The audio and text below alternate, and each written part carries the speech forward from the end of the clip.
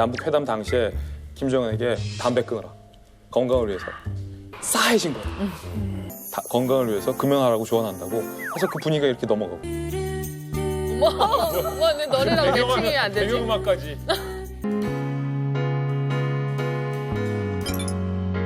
여자들에 대한 그런 낮은 인식이 잘못됐다. 아버지 세대하고는 전혀 다른 세대야. 네. 난 너희에게 또 다른 세상을 보여줄 수 있어라는 인식을 같이 심어줄 수 있었던 거죠.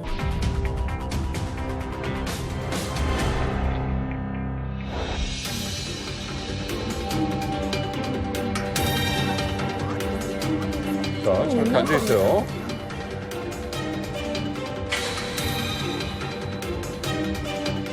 자, 1년간 모습을 좀 줬어요. 자, 다양한 추측이 난무했고.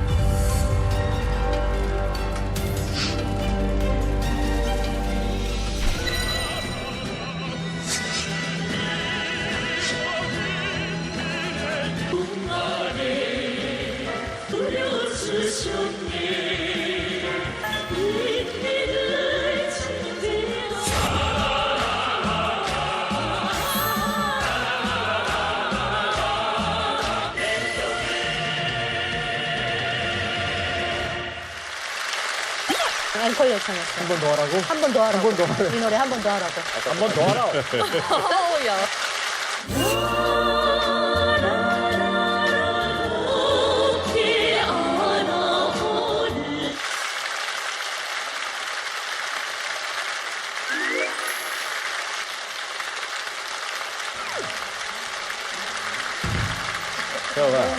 더해, 한 번 더 해. 뭘 더 해.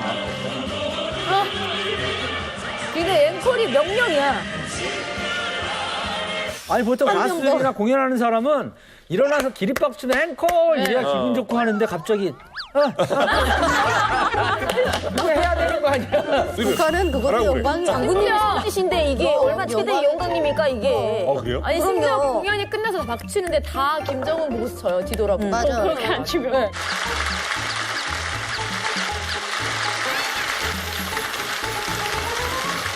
아니 근데 사실 코로나 때문에 들어갔네, 무슨 임신을 했네, 출산을 했네, 뭐 네. 이렇게 뭐 추측이 난무한데 사실 뭐 김정은도 아니고 리설주인데 잠깐 뭐 사라진 게 왜 이렇게 화제가 되는 건가요? 그러게. 독재 국가에서 이 퍼스트 레이디의 역할이 상당히 중요합니다. 네. 예컨대 우리도 니네들처럼 정상적인 국가야. 우리도 부부끼리 같이 팔짱 끼고 우리도 같이 부부가 해외 동반해서 해외 방문하고 우리도 정상적인 국가야. 우리랑 대화해도 다 통해. 라는 이미지를 보여주는 거거든요. 그렇죠. 애시당초 사실 김정은이 자기 아버지나 할아버지처럼 자기 와이프를 공개하지 않았더라면은 이렇게 논란이 되거나 그렇죠. 이슈가 되거나 하지 그치. 않았을 거예요. 근데 그 모든 파격을 깨트리고 공개를 했단 말이죠. 그 공개하는 것 자체가 상당히 큰 이슈였기 때문에 이왕 공개된 사람이 갑자기 활동을 하지 않는다? 이러면은 더 궁금증이 생기는 맞아, 거예요. 맞아. 무슨 일이 있는 거 아니야? 그리고 북한 체제가 워낙 독재 사회다 보니까 우리가 김정은에 대해서 정확한 정보를 얻는 것이 굉장히 힘든데 이설주의 공개로 인해서 뭐 당시 김정은의 뭐 기분 상태라든가 북한의 정치 상황이라든가 이런 것들을 우리가 예측할 수 있는 거죠. 그렇기 때문에 그 이설주의 행보가 우리한테는 상당히 중요한 의미를 가진다고 볼 수 있습니다. 그러니까 정말 오랜만에 잠적했다 다시 드러난 거잖아요. 그렇게 보다가 갑자기 사라지면 또 궁금할 것 궁금하지 같기도 않아요? 한데. 네. 그 6대 수령 부인들과 달리 TV에서 정말 자주 볼 수 있었거든요. 그러다가 등장하지 않으면 사람들이 임신해서 안 나오는 건가? 하고 제일 많이 생각했던 것 같아요. 네. 그리고 안 나오면 제일 먼저 이제 그러니까 드는 생각이 어디 아프신가? 아파서인가? 뭐 이런. 그렇죠. 걱정하는구나. 예, 걱정하는 거죠. 그러니까 북한 주민들은 이제 평양에 민감하게 반응하죠. 이제 이설주가 지금 그 김경희 고모가 지금 80이 넘어가지고 상당히 이제 정신적으로나 신체적으로 취약해 돼 있거든요. 이게 그러니까 이 간병을 해야 된다 이분을. 그러니까 이설주가 참 할 일이 많은 사람이에요. 다음 하나는 이제 자녀 교육 시절에 온 거예요. 그 로드머니가 2013년에 봤을 때 애가 뭐 2살, 3살 딸 얘기한 거 아닙니까, 이게. 그러니까 지금 10대에 들어서거든요, 이게. 애들을 어떻게 교육시키겠느냐. 북한의 일반 인민학교나 이런 데 소학교에 가서 공부시킬 건지 아니면은 저기 유학을 내보내야 되는지 이게 둘 다 지금 아주 진퇴양단에 지금 걸려있을 거예요, 아마. 거기다 올해는 제일 심각한 것은 이제 코로나 문제죠. 건강. 혹시 만에 하나라도 그거는 국가 정책적인 문제니까 이 코로나라는 전염병이 주석궁이나 당중앙위원회에 들어오는 날에는 큰일이다, 이거는. 모든 것을 차단하라. 그 불필요한 접촉이나 이런 거, 가정은 움직이지 말아라. 혹시 무슨 병이 생기거나 하면은 국가에는 그게 제일 중요한 비밀이고 위험 상황이거든요. 그러니까 아마 상당한 이런 것이 겹쳐져 있지 않겠냐고 북한 주민들은 이제 그 의심성 이제 추측을 하면서도 이제 또 다른 생각도 조금 하겠죠. 혹시 이게 불화설이 생기지 않았느냐. 리설주의 잠적 그리고 또 등장에 대해서 아주 재밌게 알차게 준비한 셜록 홈즈 흘러옵니다. 네, 이방갑의 추리왕 셜록 홈즈입니다. 북한 리설주를 분석하던 중 저는 리설주의 등장과 잠적에 있어서 아주 중요한 시크릿 코드를 발견하게 됩니다. 오, 있어 보인다. 다니기만 해봐. 자, 그녀가 잠적했다가 다시 나타날 때는 아주 소름 끼치도록 놀라운 시크릿 코드가 시크릿 코드가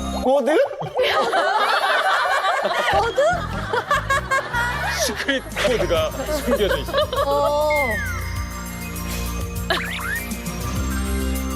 첫 번째, 리설주는 한국 언론을 의식한다. 하지. 자, 때는 2019년 우리 언론에서 리설주가 안 보인다 라고 보도하자마자 바로 등장을 하게 됩니다.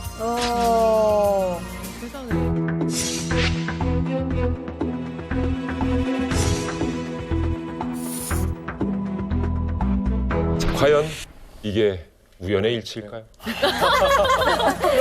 또 하나 놀라운 시크릿 코드. 김정은이 화를 내면 리설주가 나타난다. 자, 반대로 화를 내면 숨어야 되지 않을까요? 근데 화를 내면 나타납니다. 리설주가. 바야흐로 2016년 공포 정치가 날로 심해져서 간부는 물론 주민 통제까지 극심해지는데 이때 9달 동안 잠적했던 리설주가 다시 등장을 합니다.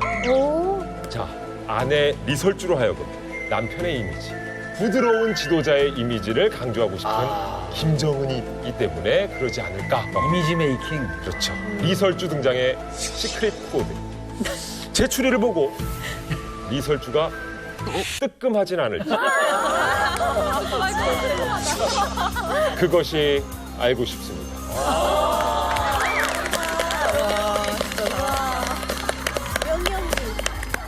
아니 저 두 분 기자님 여기 계시지만 우리 셜록 홈즈님께서 첫 번째 그 시크릿 코드 한국 언론을 의식한다 그랬으면 네. 기자분들이 막 그 기사를 막 써내면 나타나겠네요. 네, 사실 네. 저희도 그걸 느껴요. 그리고 사실 저는 이제 이산가족 상봉 취재를 하러 북한에 간 적도 있었는데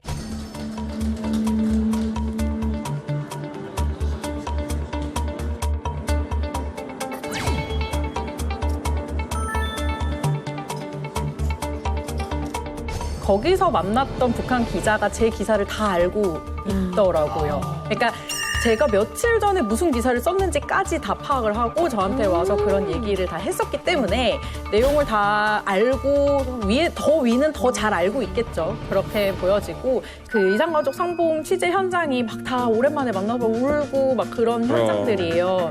저도 이제 막 열심히 취재를 하고 있는데 어떤 그 북한 기자분이 저한테 막 다가오시더니 강은하 기자 맞냐고 이렇게 막 말을 거시더라고요. 그래서 맞다고 제가 강은하한테 저를 어떻게 아시냐 그랬더니 자기는 우리 민족끼리 기자라는 거죠. 어머, 서로. 대박. 저한테 아까 말씀드렸던 이런 보도한 거 저런 보도한 거 다 알고 있다. 근데 너 왜 자꾸 우리 수령 욕하냐. 그러면서 저한테 따지기 시작하시더라고요. 근데 제가 좀 당황해가지고 무슨 말씀이시냐고 이게 왜 뭐가 그렇게 잘못됐나요? 막 이렇게 물어봤더니 그 기자가 막 그 내용 스트를 하나하나 짚으면서 이건 이래서 잘못됐고 저건 저래서 잘못됐고 막 이렇게 저한테 반박을 하더라고요. 그런다는 거네요. 약간 김정은 위원장의 그 분신을 만난 것 같은 느낌으로. 근데 제가 다 취재해서 썼던 거니까 저는 되게 당당하잖아요. 그래서 그거는 제가 다 취재해서 쓴 거고 그쪽도 마찬가지로 잘못한 거 있으면 우리 대통령 욕하고 하지 않냐. 똑같이 얘기를 받아쳤더니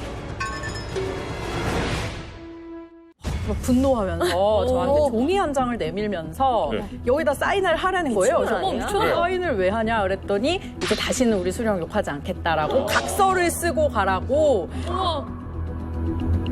뭐야? 어디서 언론 통제야? 그러고 나서 이제 저는 남한으로 돌아왔죠. 그러고 얼마 뒤에 제가 거기에 사인을 했다는 거예요. 어머. 사인을 했다는 거예요. 어머. 그러면서 우리 민족끼리 그 기자가 거기에다 보도를 썼더라고요. 그래서 제가 너무 그걸 보면서 어처구니가 없어가지고 나는 안 했는데. 무슨 내용을 썼나요? 그러니까 뭐 다시는 뭐 김정은 위원장을 욕하지 않겠다 뭐 이런 거에 제가 사인을 했고 반성하고 돌아갔다. 근데 요 얘기가 굉장히 중요한 포인트가 있어요. 왜요? 강은하 기자가 그때 당시에 중요한 포인트가 뭡니까? 강은하 기자가 이산가족 상봉을 평양에서 취재를 했거든요. 네. 그때 금강산이에요. 금강산 은하가 이끌었던 팀의 중요한 포인트가 뭡니까? 강은하 기자가 이산가족 상봉을 평양에서 취재를 했거든요. 네. 그때 금강산이에요. 금강산 은하가 이끌었던 팀에 저희 막내 기자가 있었어요. 막내 기자. 예, 근데 같이 평양에서 금강산에서 이산가족 상봉팀 중계팀이었죠. 중요한 에이스들만 가는 거죠. 그렇죠. 네. 저는 서울에서 스튜디오에서 이제 이 친구들이 중계하는 것을 그렇죠. 입원을 했고 그때 이 팀의 은하가 이끌었던 팀의 막내 여 기자가 네.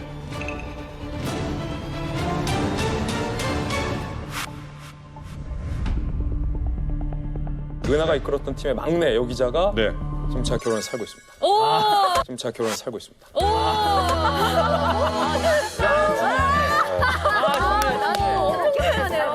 그걸 우리가 꼭 알아야 됩니다. 아시면 좋죠.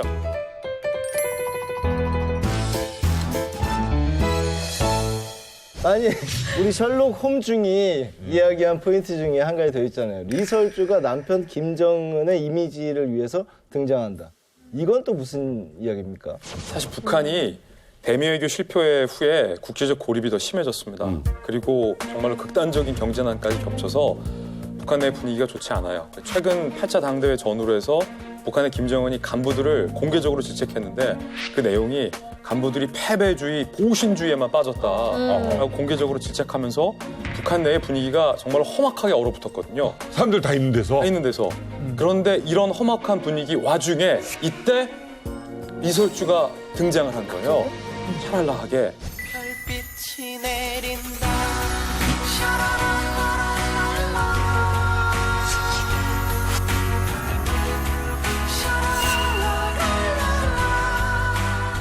이 말인즉슨 리설주가 등장할 때면 김정은이 잘 화를 내지 않아요. 신기하게 공통적으로 김정은이 화를 안 내요. 그러니까 리설주 동지가 떴다는 건 이 말인즉슨 곧 위원장 동지의 화가 풀렸다 라는 말로 해석될 수 있고 너무 이렇게 쪼이면 이탈자가 생길 수도 있고 반발이 생길 수도 있잖아요. 그러니까 리설주 하여금 좀 분위기를 좀 풀어주기 물어뜨리는 위해서. 어떤 그런 역할을 했다라는 거고 은근히네 다. 제가 말하고 싶은 건 어쨌든 리설주가 북한에서 이미지 메이킹을 하는 데 있어서 굉장히 중요한 키 역할을 한다는 건데 한 가지 흥미로운 일화가 리설주와 뽀로로의 관계를 아십니까? 뽀로로요? 뽀로로는 제가 좋아하는데요. 보는 게 제일 좋아하는 포르노. 포르노. 정확한 정식 명칭은 뽀롱뽀롱 뽀로로. 뽀로로. 네. 진짜? 예, 뽀롱뽀롱 세계적으로 히트를 친 대한민국 애니메이션인데 사실 이 애니메이션은 남한과 북한이 합작한 남북 공동 애니메이션입니다. 남북 공동 애니메이션입니다. 2002년 북한 삼천리 총회사가 뽀로로 제작사로부터 하도급을 받아 초기 제작에 일부 참여한 것이다. 우리 쪽이 그림과 시나리오를 보내면 북한 업체가 동영상으로 구현하는 방식이었는데 당시 3D 기술 도입이 필요했던 북한과의 이해관계가 잘 맞아 떨어졌다는 분석이다. 북한 관료들이 뽀롱뽀롱 뽀로로 제작사에 과거에 이런 요청을 해왔다는 걸 제가 취재했는데 네. 리설주가 출산을 앞두고 있다. 그러니까 우리가 기왕 같이 남북이 좋은 작품을 만들었으니 리설주의 아이를 위한 특별편 뽀로를 만들어줄 수 있느냐 라고 요청을 해서 우리 제작사가 고심 끝에 이제 거절을 했다는 거예요. 잘했네. 근데 추측컨대 이거는 리설주가 직접 주문을 한 사항으로 저는 보이거든요. 북한의 이미지 전환에 있어서 이것만큼 좋은 게 어디 있을까. 그거를 리설주가 신경 썼다는 점에서 그렇죠. 어쨌든 남편의 이미지뿐만 아니라 북한 체제의 이미지에 대해서도 리설주가 상당히 관심이 있다라는 걸 좀 알 수 있었어요.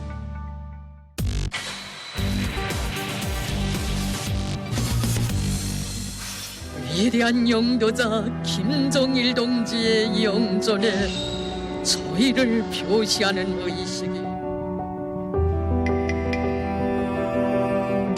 장가갈 수 있을까? 장가갈 수 있을까?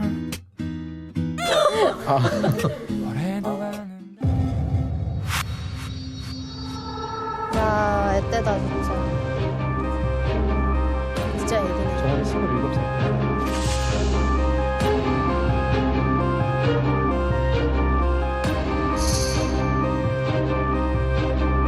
오, 차렷한 자세가 다르네요. 지금하고 저 리설주는. 되게 긴장이 그냥 분기가 딱 들어있는.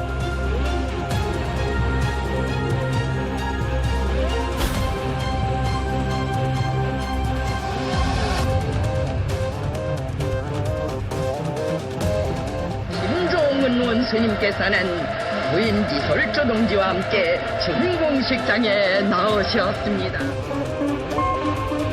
할아버지인 김일성 전 주석도 첫 번째 부인인 김정숙이 일찍 사망한 뒤 두 번째 부인 김성애를 공식적인 자리에 내세운 적이 거의 없습니다. 하지만 김정은은 달랐습니다.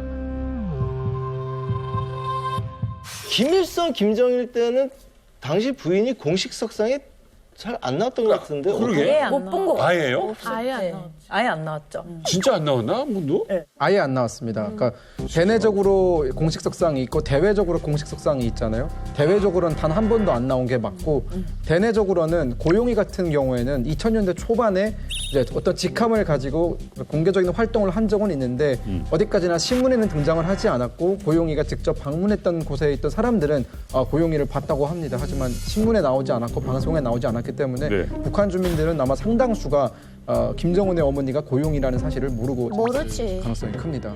사실 김정일이나 김일성은 필요가 없었어요. 와이프의 역할이 굳이 없어도 자기네는 굉장히 오래전부터 준비되어 왔던 그 수령이기 때문에 뭐 굳이 뭐 옆에 누군가를 대동해서 막 나의 뭐 모습을 보여주고 할 필요가 전혀 없었는데 사실 김정은은 좀 달라요. 김정은은 2012년에 사실 처음으로 이렇게 모습을 드러냈죠. 아버지가 죽으면서.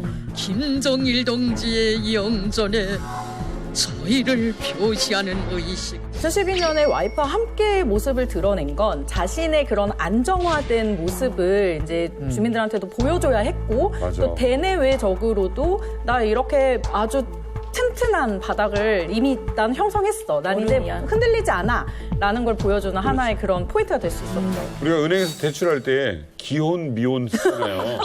맞아요. 중요하죠. 근데 여기 이게 신뢰에 영향을 준다는 거죠. 예, 그 기혼, 미혼, 집, 자가. 맞아요. 그래서 이런 거 쓰는 게, 이 사람, 뭐, 맞아요를 계속 하는 거 보니까 지금 얼마 전에 장가갔기 때문에 그런 거예요. 그렇죠. 장가가기 전에는 대출이 안 나왔어요. 굉장히 적었어요. 장가를 가니까 대출이 큰 늘어나는 거예요, 한도가. 그래서 많이 받았구나. 나이가 있어도 또 다르고. 그렇죠. 예, 이게 몰랐어요? 저는 제가 요즘에 기혼이라고 써야 되나 미혼이라고 써야 되나. 너무 궁금해요. 은혜 씨는 진짜 뭐라고 써요? 저 모르겠어요. 아직도 잘 모르겠어요. 쓰다 말아요. 그래서 그런 단어. 저 녹색 옷 입고 등장했을 때, 쇼킹했어요. 옷을 그냥 번 따서 하기도 하고 머리도 스카트를 다 치고 공연을 한 것도 많았잖아요.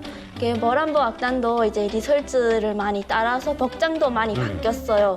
구돈이는 공연할 때는 군복이나 그다음에 대학복이랑 거기 행사복이 또 따로 있어요. 한복이랑 그다음에 대학생복 하얀 치마는 까만 거 위에는 하얀 거 맞춰 입고 공연을 많이 했는데 이제 리설트가 등장하면서 옷이 다 바뀐 거죠. 라인이 벌써 알리는 거 나오고 이제 드레스도 되게 긴 거 이쁜 거랑 많이 나오다 나니까 그렇죠. 송량도 중국에 있을 때 리설주 머리를 하고 있었잖아.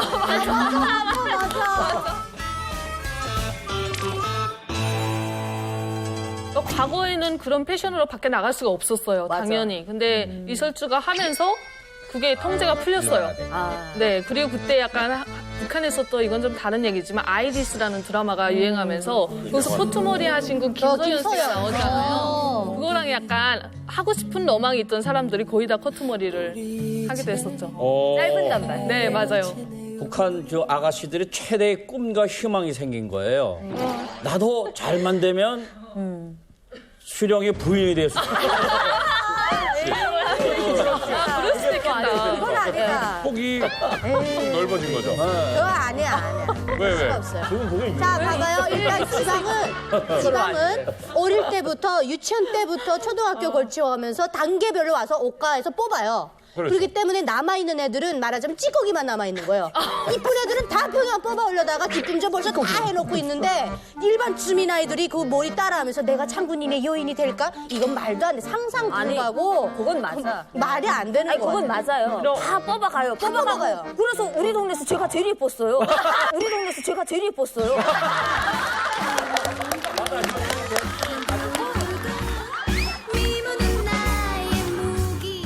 그 어마무시한 자리에 있는 그 김정은과 리설주가 좀 행보가 달랐어요. 예, 김정은이 처음에 딱 등장하면서 저희 물놀이장을 시찰을 하고 그다음에 이제 바로 창정거리에 가정집 집들이를 직접 갑니다. 근데 그때 이설주가 같이 따라가거든요.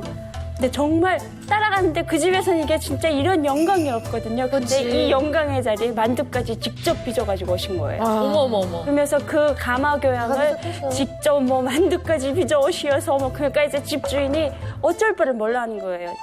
그 주방에 나가서 막 자기가 차리고 막 이러니까 옆에서 거들지도 못하겠고 바로 서 있지도 못하겠고 막 안절부절하면서 따라다니다가 마지막에 또 설거지까지 해줍니다.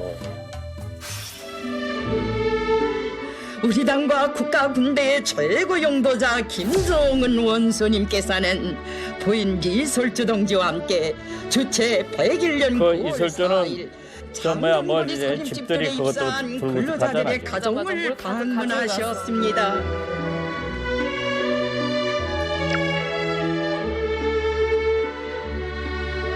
우리 사회에서 제일 리설주 저때 진짜 예뻤는데. 저 할머니. 저 머리띠도 엄청 화제였는데. 예, 맞아. 그죠? 머리띠. 아, 차렷 자세로 서 있는 거 봐요. 차려. 할머니는 안 쳤네.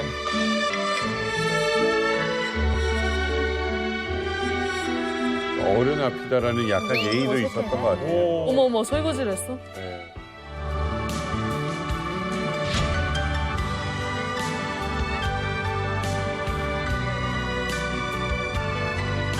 부인 리설주 동지께서는 몸소 만들어 가지고 오신 음식들을 내놓으시며 아이들에게 먹이라고 그 조리 방법도 일일이 가르쳐 주시었습니다.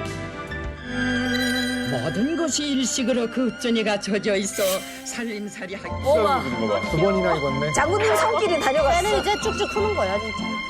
집에서 한복 입고 있어. 누가 머리 못 때리겠네 이제. 장군님 손길이 다녀갔어. 애기가 얼었어. 얼어 있어요. 애기 봐, 저 애기 봐. 제 땀을 뻘뻘 흘리고. 저 아이는 머리 쓰다듬으면 금였군. 이건 쟤 누가 꼴박 때리면 안 되는 거예요. 일단은 저 친구는 그 사건 이후부터는 아마 특별 관리를 받을 거예요. 이로머리. 예, 뭐 머리뿐만이 아니라 머리를 쓰다듬어서가 아니라 장군님과 이제 직접적으로 1대1로 대면한 친구잖아요. 이런 친구들은 거의 뭐 옛날식으로 따지면 성운을 입은 거예요. 맞아. 아, 진짜? 네, 진짜 그래요. 신경 써줘야 네, 그래서 저 친구는 아마 진짜 이제 탄탄대를 걸을 겁니다, 진짜. 아니 근데 재밌는 건 그 애는 둘째예요. 저 집이랑 집에 위대한 뭐 영도자 김정은 동지가 다녀가신 그치. 집하고 북군 함부로 못 들어가는 집이 돼버려요. 그리고 심지어 앉았던 소파 있잖아요. 그 자리에 누구도 못 가요. 그 소파를 그대로 평생 장모님 앉으셨던 자리. 아니 장모님 앉으셨던 자리 못 앉아요. 그 식구들은 어디 앉아요? 어떻게 되는 거야? 바닥에 앉아야죠. 소파 못 앉아요. 진짜라니까? 빨리 소파를 가져가라 그래라. 진짜 소파에 위대한 영도자 김정은 동지께서 앉으셨던 자리 평생 근처만 가고 앉으면 안 돼요. 이거 맞아요. 왜 이런 줄 아세요? 이 집이 이제 사적집이 등록이 되는 됐잖아요. 그러면 그 집이 속한 인민반 사람들은 다 와야 돼요, 그 집에. 맞아. 장군님의 위대성 교양 때문에 거기 인사하고 가서. 와야 돼. 장판 달토록. 에이. 진짜라니까요? 다 그래요, 북한은. 이설씨 머리띠도 그렇고 모든 게 다 신기했을 것 같은데 혹시 네네. 많이 신기했어요. 저거를 이제 우리 저녁에 야덥시 버섯 시간이면 보거든요.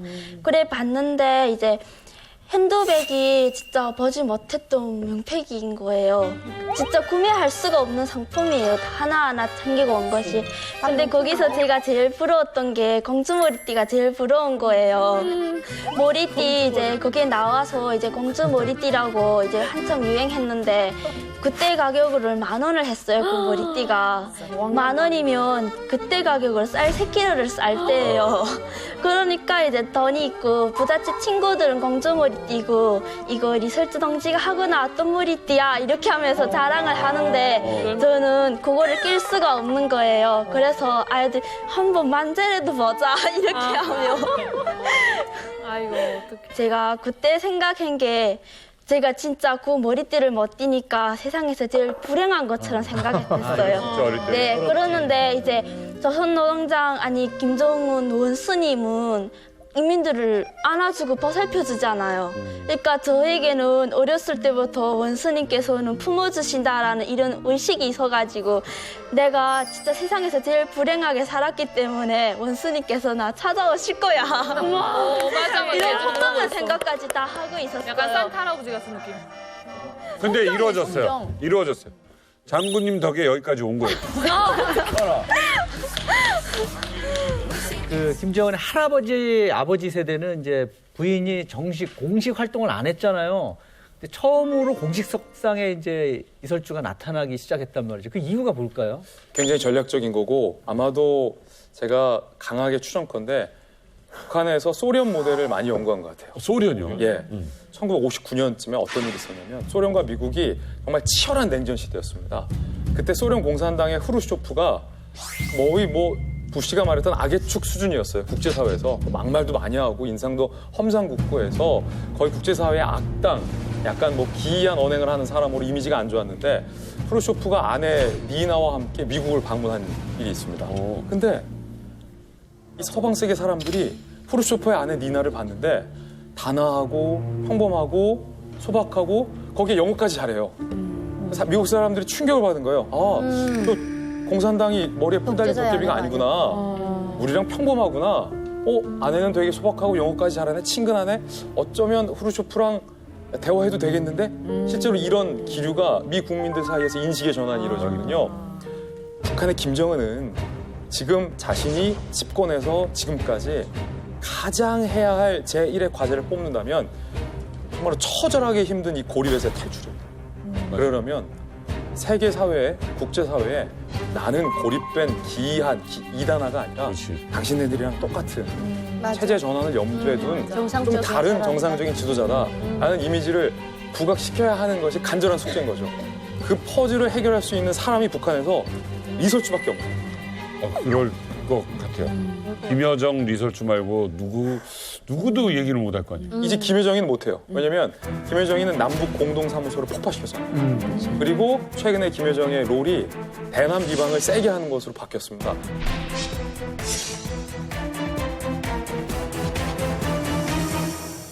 이제는 김여정이 예전에 청순한 소녀, 지도자의 철부지 여동생 막 팔짝팔짝 뒷짐지고 뛰는 명랑한 북한 소녀의 이미지는 김여정에게서 죽을 때까지 찾아볼 수 없을 겁니다. 오로지 리설주만 그 역할을 해줍니다. 저는 리설주가요, 김정은의 부인이 되기 전의 삶이 되게 궁금해요. 어떤 삶을 살았던 여자입니까? 리서치 하게 되면 그 궁성예술학원 최고의 그 꿈나무들이 예술 꿈나무들이 가는 그 학교에서 네. 활동을 했는데 그 학교를 간다는 것 자체가 지방에서는 정말 그 탑 10 안에 들어야만이 갈까 말까 하는 금성학교. 정말 재력이라든지 권력이 따라줘야만이 갈 수 있는 학교에 갔다는 것만으로도 그 공군 출신이라서 기본적인 라인이 있었기 때문에 거기에 갈 수 있었고 또 그 성악 나이는 무조건 얼굴을 봐요. 앞서도 말씀드린 것처럼 눈에 띄게 곱고 일단은 성악은 배워주면 되잖아요. 노래는 가르쳐주면 되는데 얼굴이 이뻐진 거 가르쳐준다고 얼굴이 이뻐지는 건 아니니까 그렇지. 기본적으로 눈에 띄게 고운 것들은 현주 씨는 뭐 했죠? 뽑아가더라고요. 악보죠. 다행이죠. 악보죠. 나 기분 나빠 안 가. 기분 나빠. 했었잖아요. 저는 저기 학교 졸업하고 선전대 들어가가지고 성악 지도를 받았어요. 금성학원 졸업하고 평양음악대학에 가요. 리설주가 온 평양음대를 다닐 때는 그렇게 눈에 튀는 사람은 아니었대요. 근데 컷소리를 잘 내고 그다음에 뭐 눈 웃음이 애교 예쁘고 있고. 애교가 되게 많은 스타일이어서 음악대학의 그 남자들 속에서 인기가 많았던 애였다고 하더라고요. 이건 분명히 여자들이 한 얘기일 거예요. 그렇게 예쁘진 않았는데 맞아요, 맞아요. 소리 내고 막 이렇게 얘기한 게 돌았을 거예요. 예, 남자들은 예쁘다고 했을 것 같아. 아니 사촌이 집사도 배가 아픈데 이 나라를 가졌잖아요. 이 여자는 나라님을 가졌으니까 얼마나 배 아프겠어. 언젠가부터 운하수 관현악단의 메인 가수가 2명이었어요. 항은미랑 서은양이라고 이제 성악 이렇게 노래하는 사람들 항은미, 둘이었는데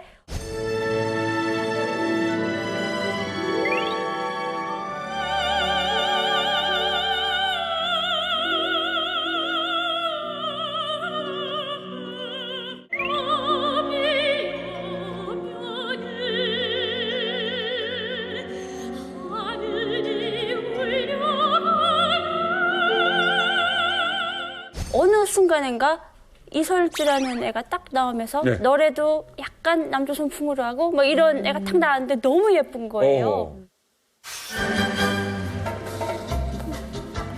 아, 어머니 11년? 벌어 이거 11년. 아, 이거 유명해. 목소리가 너무 이 가슴에 사연을 웃으면 좋아 도시의 청각보다 쇳떠르게는 금거리 그 동무가 마음에 들어 하지만 노래도 참 잘해. 팬이신데 거의. 금잔디 느낌이다. 예, 약간 맞아. 우리가 동부로 금잔디 같다. 이빨 다정해서 돼요.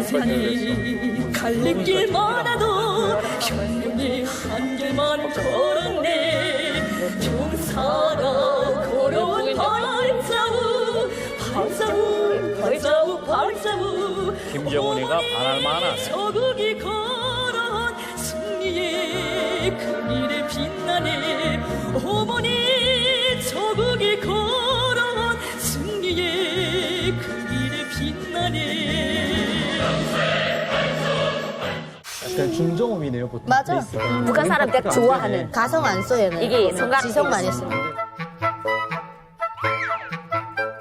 근데 북한에서는 보통 항상 늘 그 많이들 부르는 게 성악 버전이잖아요. 그래서 이렇게 가요를 부르는 가수들이 몇 안 돼요. 그리고 또 저런 소리를 중저음의 목소리를 북한 사람들이 너무 좋아해요. 예. 지켜줄 신비훈의 불길 이 땅 위에 또다시 불어오른다 지저귀 끌는 청춘의 열정 그 이민배우 반갑습니다 불렀던 리경수 이색이랑 비슷하거든요. 여러분 형제 여러분 이렇게 만나니 반갑습니다 구유자랑 거의 맞아 세워도 짝지지 않아요 리설주가. 저 북한 음색으로는 저 리설주가 예, 탑이에요. 최고의 악단이잖아요. 그리고 리설주가 하는 이렇게 몸짓, 손짓 하나하나가 다 자유질풍이에요. 나만 스타일스럽게 무대를 되게 크게 쓰고 돌아다니고. 맞아, 이렇게 하고. 예. 고향집 몰리떠나 북변의 춤춘들이 경사가 걸어온 발자국 타오르나 오는구나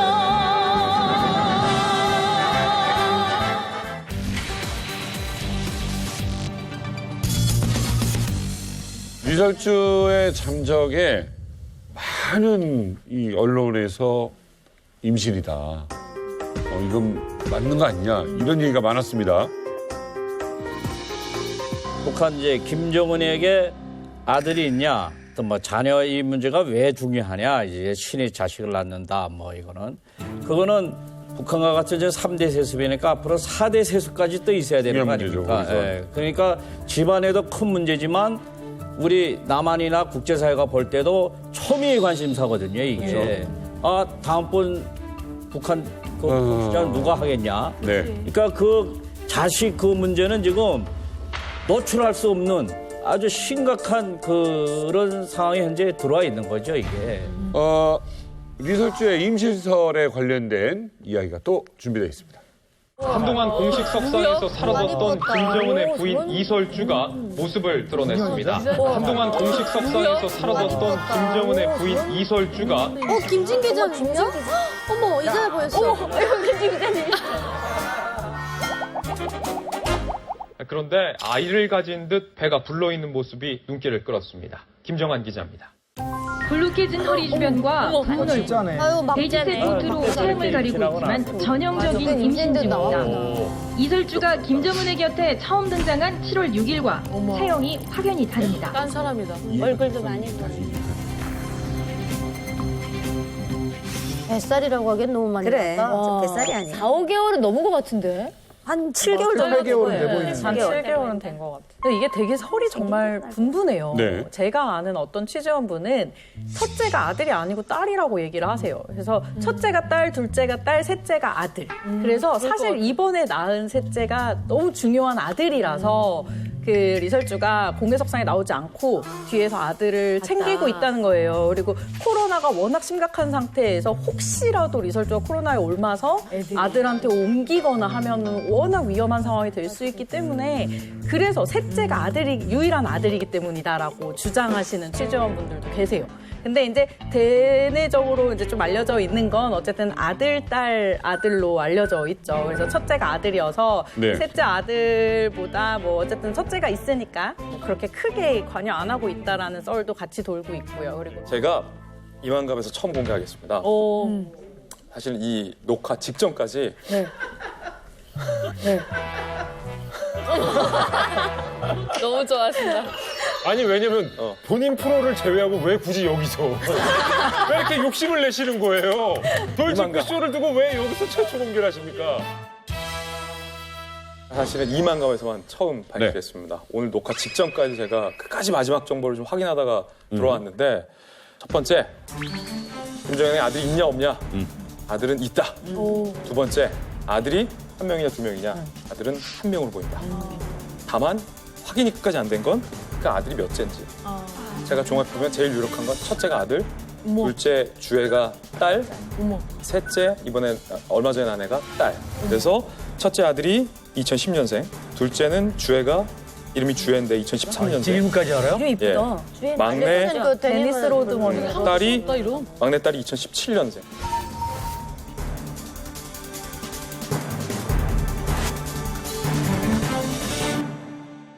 그러니까 막내딸이 3, 4살, 첫째가 11살 아들이, 그다음에 둘째 이제 주애가 가운데 낀 건데, 이거를 현 정부가 출범하고 나서 우리나라 국정원에서 총 정보 자산을 동원해서 알아내고자 했던 것이 바로 김정은에게 아들이 있냐 없냐였습니다. 중요한 문제겠네요. 보도되진 않았는데 국정원이 그 사실을 첩보를 파악해서 청와대에 이제 직보를 한 걸로 저는 알고 있습니다. 네. 아들이 있다라고 보고를 했겠죠.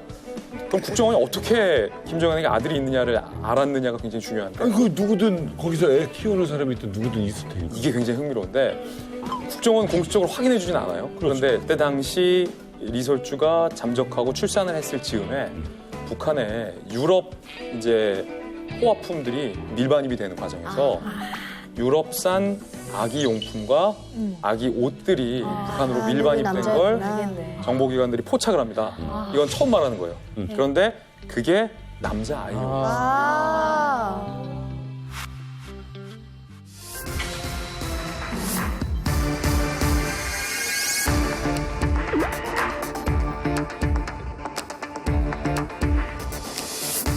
사실 그 리설주는요. 외교 전략의 아주 핵심 중에 핵심이었습니다. 그 가장 먼저 예전에 시진핑 주석 부부를 만나러 갈 때 첫 모습을 보면 이전에 북한에서 나왔던 조선중앙 TV 속의 모습이랑 굉장히 달라요. 맞아. 김정은 동지께서는 중국共産당 중앙위원회 총서기 중화인민공화국 주석习近平동지와 감격적인 상봉을 하셨습니다. 문재인 대통령 내외에게 예를 갖춰 말을 건넵니다. 당께서 하시는 일이 항상 잘 되도록 옆에서 정성을 기울이겠습니다. 뭔가 이 리설주가 북한이라는 나라가 가지고 있는 굉장히 독특한 문화를 좀 무너뜨려주는 역할을 외교 전선에 서서 보여주는 역할을 했었고 그게 정말 많이 먹혀 들어갔고 그런 효과가 많이 있었죠. 네.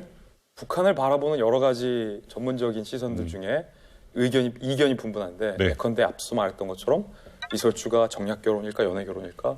둘은 정말 연애를 할까? 사랑을 할까? 둘은 지금도 부부 사이가 좋을까? 정말 우리 대통령 영부인 사이처럼 정상적으로 애정과 싸우기도 하고 정도 있는 그런 애정 어린 우정 어린 그런 부부일까? 한편으로 보면 앞서 제가 설명했던 것처럼 맞아 보여요. 다정하게 팔짱도 끼고 정말로 연출된 것이라고는 감히 상상할 수 없는 돌발 행동들이 리설주의 언행에서 스스럼없이 튀어나오는 거죠. 김정은에게. 예컨대 우리 정의용 안보실장이 남북 회담 당시에 김정은에게 담배 끊으라. 건강을 위해서. 라고 하니까 주변의 분위기가 싸해진 거예요. 특히 여동생이 김여정이 어쩔 줄을 몰라. 그럴 때 리설주가 맞다고 웃으면서 우리 남편도 맨날 내가 건강을 위해서 금연하라고 조언한다고 해서 그 분위기가 이렇게 넘어가고 그거는 리설주와 김정은이 정말로 친밀한 부부라는 방증이거든요. 그리고 공개석상에서도 리설주가 팔짱도 끼고 또 귓속말도 해요.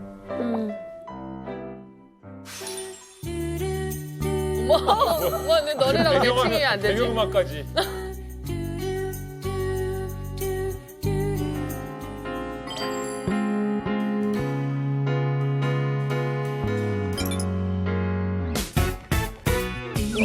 커플이야? 어머. 새하얀 이불 위로 닿는 햇살이 좋아 설레는 전화벨 소리 그대인가요 내 남편께서 수영과 가서 대통령님과 함께 이야기도 많이 하고 내 남편께서 나의 가슴 속에 너만 보인단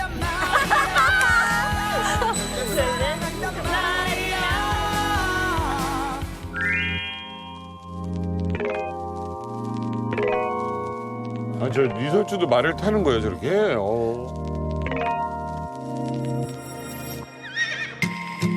지친 하루의 끝에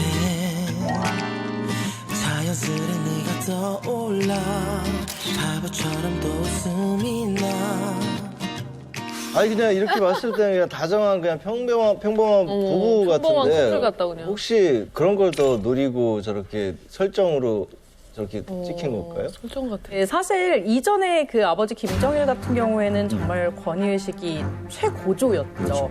하지만 김정은은 자신의 시대로 넘어오면서 우리 세대는 다를 수 있다라는 인식을 북한 주민들한테 주고 싶었을 거예요. 그 모습을 가장 극명하게 보여준 게 바로 커플식에 끼고 같이 팔짱 끼고 너무 평범한 듯한 모습을 보여주면서 여자들에 대한 그런 낮은 인식이 잘못됐다. 아버지 세대하고는 전혀 다른 세대야. 네. 난 너희에게 또 다른 세상을 보여줄 수 있어라는 인식을 같이 심어줄 수 있었던 거죠. 네.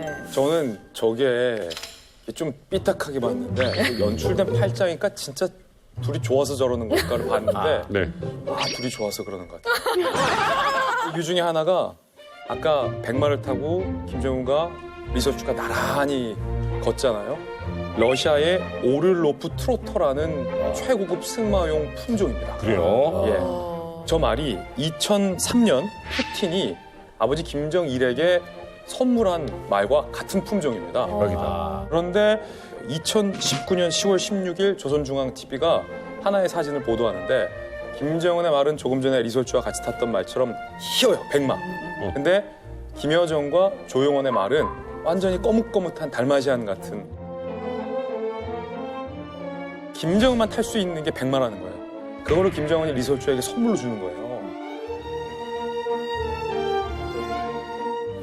그렇군요. 저는 이제 아까 뭐 사진들을 이렇게 쭉 보면서 쇼윈도 부부 같다는 생각. 둘이 있을 때 하면 되는데. 차라리 둘이 있을 때 이렇게 하면 되는데 자 지금부터 시작. 끝나면 다시 시작. 혹시 이런 건 아닌가? 그 아까 말 타는 모습에서 보면요, 리설주 혼자만 선글라스를 끼고 있어요. 이거는 굉장히 중요한 포인트 중에 하나입니다.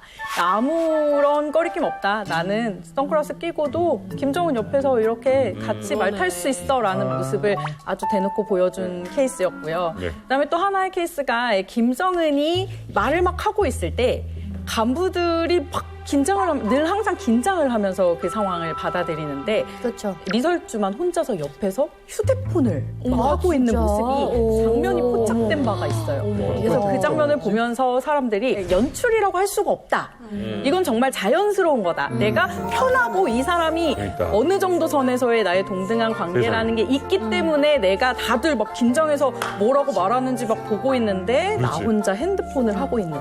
그거는 사실 쇼윈도라고 보기가 어렵죠. 뭘 했을까요? 휴대폰으로. 아마 아들한테 문자하지 않았을까요? 아들 번호. 밥 먹었니? 밥 먹었나? 픽업 시간일 수도 있어요. 예. 재밌다. 공부 끝났니?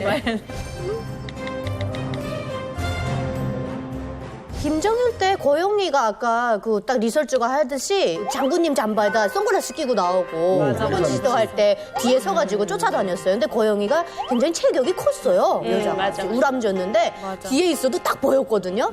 근데 그렇다고 해가지고 뭐 고영이를 뭐 이렇게 자기 옆에다 놓고 뭐 손잡고 다니고 이런 행동은 안 했는데 네. 리설주는 특이하게 보니까 뭐 용납하기 힘든 북한 주민들로서는 장군님 팔짱을 몰라내, 이거. 그러니까 그런 걸 보면서 아마 우리 젊은 친구들이 야 조금 이런 젊은 지도자가 나오니까 또 젊은 저런 영부인이 나오면서 우리에게 뭔가 조금 새로운 시대가 열려지지 않나 희망은 좀 있었던 것 같아요. 그런 생각 많이 했어요. 자, 네. 근데 리설주의 내조 외교 전략에 뭐 패션도 한몫한 것 같아요. 네. 맞습니다. 그 사실 우리 기억 속에 또 한 명이 멜라니아 여사 아까 말했듯이 굉장히 독특한 의상과 화려한 의상 또 가장 강조됐던 게 바로 하이힐이잖아요. 항상 하이힐을 신고 퍼스트 레이디의 역할을 했었는데요. 이게 항상 빨간색 하이힐을 신고 다녔었어요. 근데 유독 방한했을 때 파란색 하이힐을 신어서 이게 굉장히 핫 아이템으로 알려져 있었거든요. 네, 세트로 맞췄구나. 와, 그러네. 근데 이 파란색 하이힐을 신는 이유가 아마도 이제 한국의 그런 정석 이런 게 담겨 있는 색깔이기 때문에 파란색을 신고 나왔다라고 그 당시에 외교적인 예우를 갖춘 그런 하이힐이었다. 이런 식으로 알려졌었거든요. 트럼프도 넥타이 빨간색 많이 했었는데. 맞아요. 근데 나름 이때는 파란색. 파란색을 꼈습니다. 맞췄구나. 이게 외교의 패션이 연관이 있는 거네요. 맞습니다. 61년도에 미국과 프랑스 사이가 살벌하게 안 좋았습니다. 그때 막 미 국민들과 프랑스 국민들 서로가 서로를 향해서 막 욕할 정도로 두 나라 사이가 안 좋았는데 그때 영부인인 제클린 케네디 여사가 프랑스 순방에 동행을 해요. 그런데 제클린 케네디 여사가 프랑스의 드골 공항에 내리니까 그때 프랑스 언론의 셔터가 제클린 향해서 막 팍팍팍 터지고 제클린을 프랑스 국민들이 환호를 한 거예요. 알고 봤더니 제클린 케네디가 나갈 때 입었던 옷이 프랑스 명품인 지방시. 이런 프랑스의 옷을 일부러 프랑스 가방도 들고 프랑스 옷도 입고 프랑스 신발도 입고 그런 것들이 이제 프랑스 국민들에게 굉장히 좀 뭐랄까 마음을 녹이는 거죠. 사소한 것 같지만 다 보죠. 굉장히 크죠. 맞아요. 지금 가깝게 느껴지고. 그렇죠. 예. 그래서 준비했습니다. 리설주의 패션으로 보는 북한 정치입니다. 우리 한수혜 씨가 단단히 준비하셨습니다. 안녕하십니까. 평양에서 남다른 옷차림으로 강복거리를 주름잡았던 저 한수혜가 오늘 리설주의 옷차림을 몇 벌 골라봤습니다. 네, 첫 번째 사진이 바지 정장입니다. 느낌이 얼핏 보면 군대 바지, 인민군 군복 바지 같은데요. 이 바지, 이 맵점 바지가 바로 단속 대상입니다. 왜요? 이 단속 대상이 왜 단속 대상이냐면요. 일자 바지입니다. 예, 북한에서는 일자 바지도 못 입고요. 스키니진도 못 입고요. 나팔 바지도 못 입습니다. 근데 이설주가 카키색 바지를 입고 나오면서 평양에 카키색 열풍이 불기 시작했습니다. 그래서 너도 나도 입고 나가서 만약에 걸리면 이설주도 입었는데 뭐 이러면 찍소리 안 하고 보내줬습니다. 평양에 카키 바람을 불게 한 이설주의 첫 번째 어차림이었습니다. 두 번째 어차림은요, 단아한 한복 느낌의 어차림입니다. 한복하면 또 한수혜가 한복 하지 않겠습니까? 그렇죠. 4년 동안 해외 북한 식당에서 단 한 번도 한복을 안 입어봤던 적이 없습니다. 그래서 한복을 보면 이렇게 수수한 한복은 북한식이 아닙니다. 그렇지, 맞아. 예, 뭔가 색동이 들어가 있다던가 화려한 꽃무늬라도 들어가 있어야 한복이라고 인정을 하는데 이 수수한 한복을 원수님의 부인이 입었다는 것 자체가 저희는 충격이었습니다. 근데 이렇게 입었는데 단아하고 매력적인 게 더 빛나 보여서 북한 사람들이 되게 좋아했었습니다. 마지막으로 빛나는 꽃무늬의 달린 옷입니다. 북한 여성들이 이 옷을 보면 저건 꼭 사야 돼! 이런 반응이 꼭 나올 것입니다. 예. 남조선 드라마에서 사모님들이나 입을 수 있는 자본주의 날라리풍이었는데 화려하니까. 예, 화려한 이 원피스를 이설주가 입으면 전혀 안 입게 됩니다. 평양에 이 원피스 주문 제작이 그렇게 열풍이었다고 하는데요.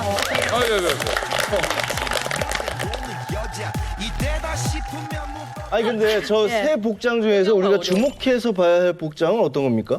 네, 이제 가장 눈에 띄었던 거는 저는 사실 아까 처음으로 소개해 주셨던 카키색 복장입니다.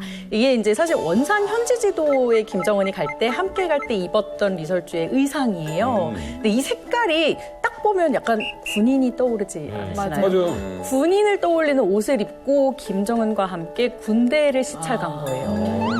그렇기 때문에 굉장히 자기가 그 현장에 맞는 옷을 갖춰 입은 거고 네. 단순히 그냥 뭐 내가 같이 따라다니는 그런 여성이다 이런 느낌이 아니라 최고 지도자를 바로 곁에서 보자 하는 그런 정말 존재감 있는 여성이라는 이미지를 부각하는 그런 패션이었다 이렇게 보여집니다. 각국 퍼스트레이디들 보면은 이렇게 뭐 거의 민자, 그죠? 그냥 단색의 옷을 입지 이렇게 꽃무늬가 화려한 걸 본 적이 거의 없는 것 같아요, 그죠? 맞아요. 저 옷을 입고 간 곳은 평양 그 화장품 공장이었어요. 그러니까 사실은 이설주도 저렇게 화려한 옷을 원래 막 이렇게 입는 스타일은 아니에요. 네네. 근데 백화점에 가거나 혹은 저렇게 뭐 화장품 공장에 가거나 그러니까 정말 장소에 맞춰서 옷을 잘 갖춰 입는 거죠. 네네. 저는 한복 이야기 한번 해볼게요. 네, 너무 예뻐. 지금 북에서 우리가 봤던 한복은 현주 씨 예. 정말 막 화려하고 무늬 있고 막 그랬잖아요. 꽃이 활짝 피어 중국원단 있죠. 같은 예, 거. 예. 너무 화려해야만이 정말 내가 돈 좀 쓴 것 같고.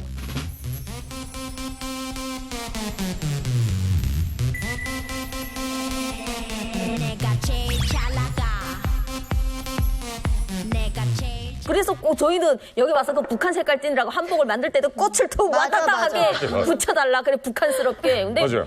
저거는 너무나도 봐도 딱 한국 한복인 거예요. 그래서 저도 남한에 와서 한복을 맞출 때 깜짝 놀랐어요. 이렇게 수수한 한복을 내가 정말 한복을 입어야 된다는 게 너무 속상했었던 기억이 나거든요. 저 같은 경우는 처음에 이제 대한민국에 와서 한복을 딱 봤는데 이게 돈의 가치를 하나 할 정도로 너무 소박하고 돈의 가치.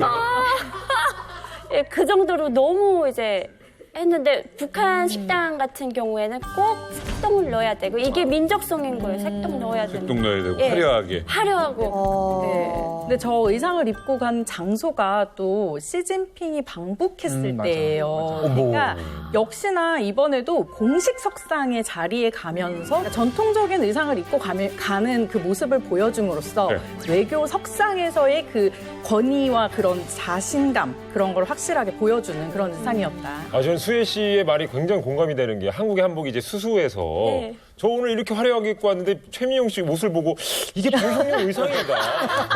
네? 색동 저고리에 비하면 이거 너무 한지 아닌가. 우리 민족 자체가 백인인데. 백인인데. 공감이 됐어요. 나는 일중식 옷 보고 아까부터 그 잔치상에 사탕이 있어. 잔치상에 사탕이 있어. 이만한 거. 형님 이거요. 맞아. 아니에요. 제가 스윗가이예요. 스윗가이예요. 저는 아까 카키색 일자바지 옷에 핸드백 매칭하기 되게 어려운 색깔이었어요. 근데 백을 들고 있더라고요. 브랜드가 뭘까요? 비싼 것 같은데 보니까. 그죠? 다음에 강은하 기자님이 알아오시겠지. 저희 근데 실제로 그 리설주가 뭐를 하고 나오잖아요. 그럼 저희 진짜 브랜드 팔로우해요. 그래가지고 이 브랜드가 어디 이탈리아의 무슨 장인이 만드는 무슨 브랜드의 것인가가 단독으로 나갑니다. 아, 그럴 수 있겠네요. 네. 기자들은 하나도 안 놓치는 거잖아요. 네, 그렇죠. 왜냐하면 대북 제재 속에서 사실 들어갈 수 없는 브랜드들이 있어요. 근데 최근에 나온 진짜 신형 브랜드의 그 SS가 들어가 있어요. 그러면은 우리가 볼 때는 이건 대북 제재 구멍인 거죠. 김정은은 애플사의 맥북도 써요. 그렇죠. 네, 쓰죠. 네, 그건 아 그렇게 미국 욕하고 애플 쓰고 일본 욕하고 렉서스 타고. 자, 북한에서 이렇게 패셔니스타로 알려진 리설주가 한국에 온 적이 있죠? 지난 2009년 김정은과 결혼한 부인 이설주가 우와. 아까보다 좀 나아지지 않았습니까? 지난 2009년 김정은과 결혼한 부인 이설주가 남한을 방문했던 것으로 드러났습니다. 지난 2005년 인천 아시아 육상경기대회에 참가한 청년학생협력단의 모습입니다. 이 가운데 낯익은 소녀가 있습니다. 지금보다 애띤 모습이지만 둥근 얼굴에 이목구비가 또렷합니다. 이설주는 앞서 2004년 금강산에서 열린 남북교육자 통일대회 체육 6위 오락 경기에서 선수단 동미로 참여하기도 했습니다. 이쁘잖아요.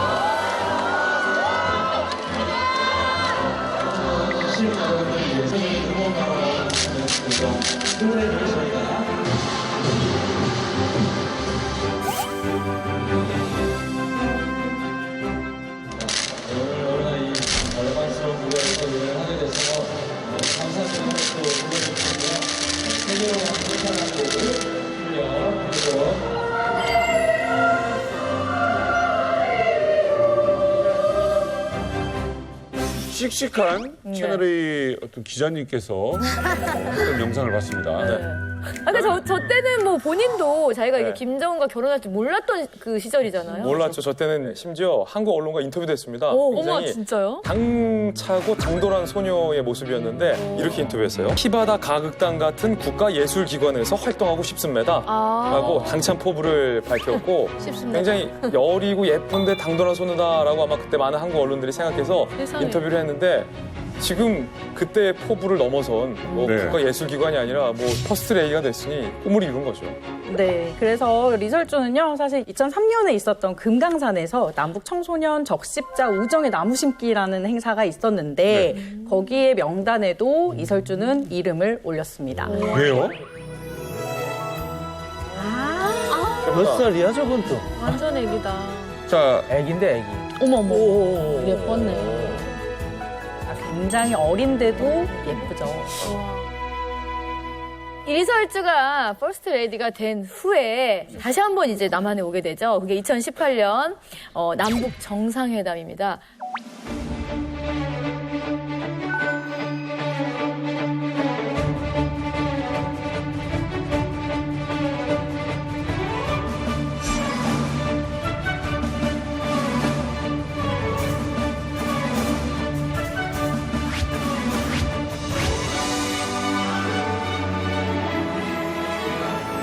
참 저 때 진짜 통일 오는 줄 알았어요. 맞아요. 뭐라도 될 줄 알았는데. 아, 진짜.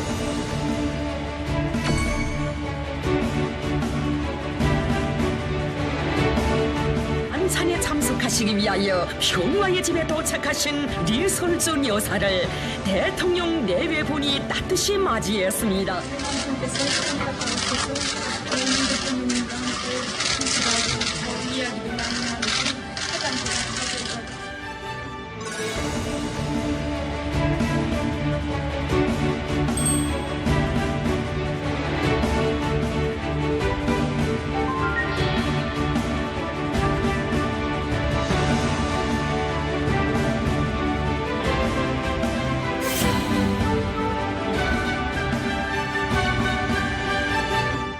저는 수백 명의 기자들과 함께 그 프레스룸에서 지켜봤는데 김정은 위원장이 리설주 여사를 대하는 모습을 사실 저는 보고 좀 놀랐어요. 왜냐하면 굉장히 잘 챙겨주더라고요. 그렇죠. 옆에서 하나하나 이렇게 정말 챙겨주는 모습이 보였는데 사실 독재자 하면은 우리가 생각할 때는 와이프한테 좀 막 막대하고 맞아요. 좀 자기가 하고 싶은 대로 말하고 하대할 것 같은 그런 느낌이 들었는데 사실 그날 그 장면 속에서는 굉장히 평범한 그런 부부의 모습을 연출해서 그 김정은 위원장이 우리가 생각하는 그런 뭐 별나라 사람이 아니라 정말 일반적인 사람이구나라는 느낌을 주는 그런 행동들을 많이 했던 것 같습니다. 여기서 한번 또 이야기를 나눠보겠습니다. 자, 남북 정상회담 리설주 화제의 순간들 강은하 기자의 순간 포착으로 준비했습니다.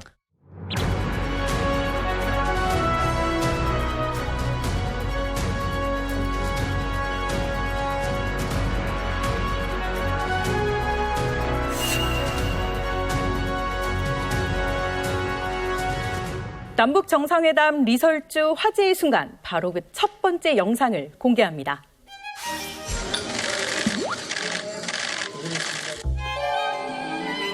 이 친구. 머리 진짜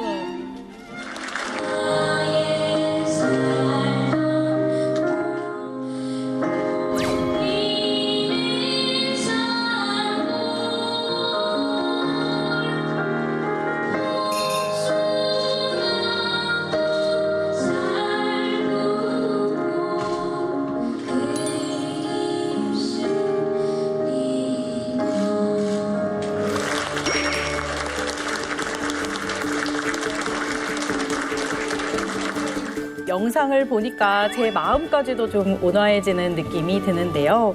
이 리설주 여사가 엄마 미소를 짓더니 급기야 실제로 노래를 직접 따라 부릅니다. 이곳은 판문점이죠. 사실 대립의 장소인데 이곳을 화합의 장소로 만든 리설주 여사. 이 남북 외교 무대에 성공적으로 데뷔한 그런 순간이었습니다. 남북 정상회담 리설주 화제의 순간, 그 두 번째는 사진입니다. 네, 저도 이 사진을 처음 봤을 때는 사실 제 눈을 의심했습니다. 김정은 위원장의 손하트. 김정은 위원장이 바로 이곳에서요. 아니, 손하트는 어떻게 하는 겁니까? 라고 말했다는 거예요. 그러자 리설주 여사의 센스가 발휘됩니다. 바로 손하트를 떠받치는 자세를 취한 건데요. 역사적인 한 컷, 이렇게 만들어졌습니다. 남북정상회담 리설주 화제의 순간, 마지막 세 번째 영상입니다.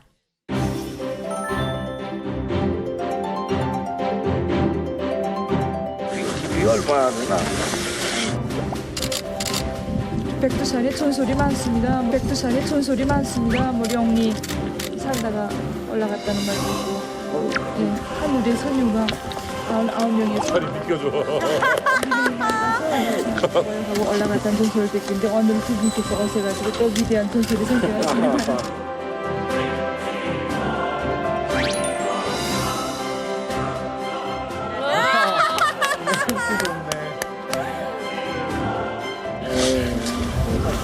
그런 노래 재밌으십니다. 그런 노래 재밌으십니다. 백두에서 통일 해맞이하고 한라에서 탕일만 해보겠습니다.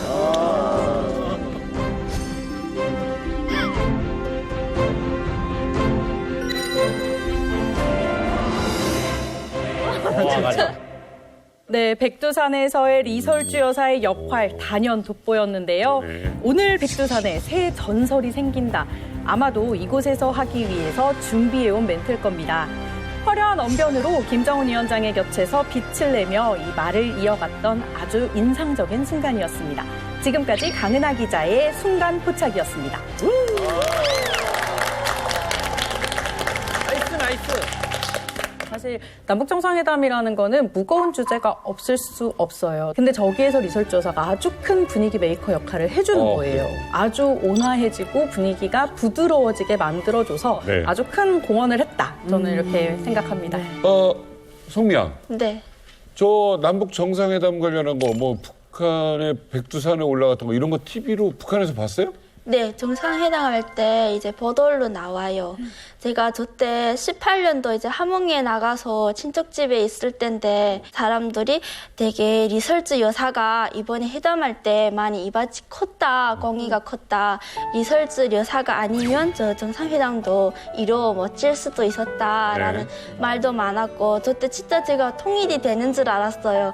기차도 열리고 버스도 이제 다닌다고 하니까 탈북을 안 해도 엄마한테 올 수 있잖아요. 네. 그러는데 버스 타는 게 돈 많이 든다고 하길래 나 열심히 벌어서 돈 벌어서 버스 타고 엄마한테 갈 거야 막 이랬는데 이렇게 탈북했어요. 저 백두산 천지에 용이 있다. 이 얘기는 준비된 말 같아요? 아니면 딱 상황상 나온 말 같아요? 저 화면을 저는 처음부터 끝까지 봤거든요. 순간에 그 순간 노려요. 이 말을 하기 위해서 계속 눈치를 봐요. 준비하는 네. 그리고 어느 순간에 그 말이 멈춘 순간 끼어드는 게 딱 보여요. 그러니까 이거는 준비된 말이라고 이제 저희는 보는 게 이게 그 순간만 보는 게 아니라 계속 이게 영상을 전체적으로 봤을 때는 그렇지. 확실히 끼어드는 느낌이 있어요. 그러니까 이게 막 누지고 다니면 그러잖아. 용. 네, 그런 느낌이 화면을 보면 보여집니다. 해병대한테 그게 연대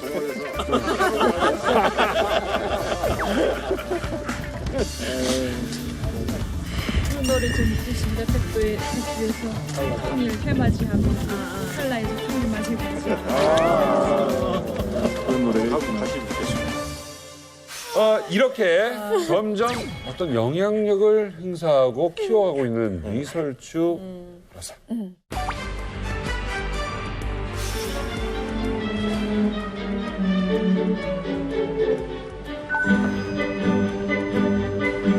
존경하는 이설주 여사께서 당과 정부의 간부들과 함께 제31차 4월의 봄 친선예술축전에 참가한 중국 예술단의 공연을 관람하셨습니다.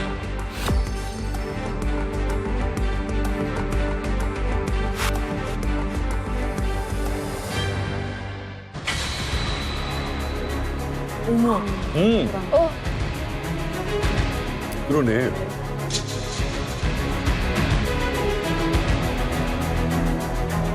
존경하는 이설주 여사께서 당과 정부의 간부들과 함께 굉장한 제31차 4월의 봄 친선예술축전에 참가한 중국 예술단의 공연을 관람하셨습니다.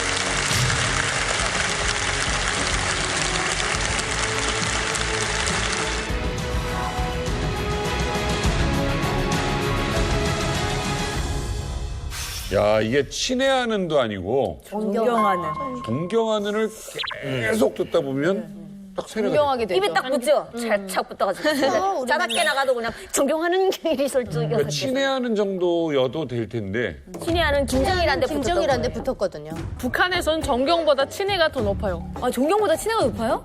김정일한 데 갔던 호칭인데 어떻게 그쪽으로 갑니까? 그거 돌렸으면 안 되는 거예요? 안 돼요, 안 돼요. 돌려막기 안 됩니다. 자, 김지 기자님. 혼자서 나가서 사절단을 맞이한다. 사실 북한이 아니라고 생각한다면 이상할 게 하나도 없어요. 우리나라에 외국의 예술 사절단이 와서 맞이하는데 영부인이 나가서 맞이했다? 전혀 이상하지 않고 자연스럽잖아요. 북한이기 때문에 우리가 한 번도 이런 모습을 본 적이 없었기 때문에 그렇지. 어색하고 이색하게 느껴졌던 거고 거기에 북한 매체가 존경하는 이설주 여사라는 호칭까지 처음으로 붙이는데 이거는 북한 내부에서 부인으로서의 어떤 상징적인 의미로만 국한된 것이 아니라 정상적인 퍼스트 레이디들이 하는 부드러운 소프트 외교에서의 대표적인 역할을 할 수 있다라는 가능성을 보여준 거다. 그 영향력을 의미한다라고 보고 또 하나의 사건은 좀 더 주목했어요. 북한이 남북 공동 연락사무소를 폭파합니다. 그때 북한이 연락사무소를 폭파하면서 내걸었던 명분이 우리나라의 대북전단 문제를 문제 삼습니다. 그런데 그때 대북전단에 나왔던 내용이 리설주의 합성 사진과 그 외설적인 내용들이 그 전단에 주를 이뤘거든요. 북한이 화가 난 거예요. 그러니까 김정은을 대신하는 리설주를 감히 저급한 포르노 사진에 합성을 해서 전단을 뿌리는데 남한 당국이 그걸 단속하지 않아 연락사무소를 폭파시켜버리는 거죠. 그만큼 북한 내에서 리설주가 갖는 존재감과 영향력이 공동 연락사무소 하나 폭파시켜도 전혀 어색함이 없을 정도의 모욕으로 북한은 받아들였다는 거죠. 그 행동이 옳고 그름을 떠나서. 저는 정말 간단하게 한 문장으로 정리를 할 수 있을 것 같아요. 분명 저 상황만큼은 이설주가 아니라 김설주입니다. 왜요? 김씨 일가에 이제는 그 한 자리를 차지한 거예요, 당당하게. 이설주의 파워를 느낄 수 있는 게 저희 북한 사람들은 모두 모든 옷에 이쪽 오른쪽 가슴이 다 맞아. 해져 있어요. 수상의장을 달아야 되기 때문에 아무리 새 옷을 사도 바로 여기다 이렇게 넣어야 되거든요.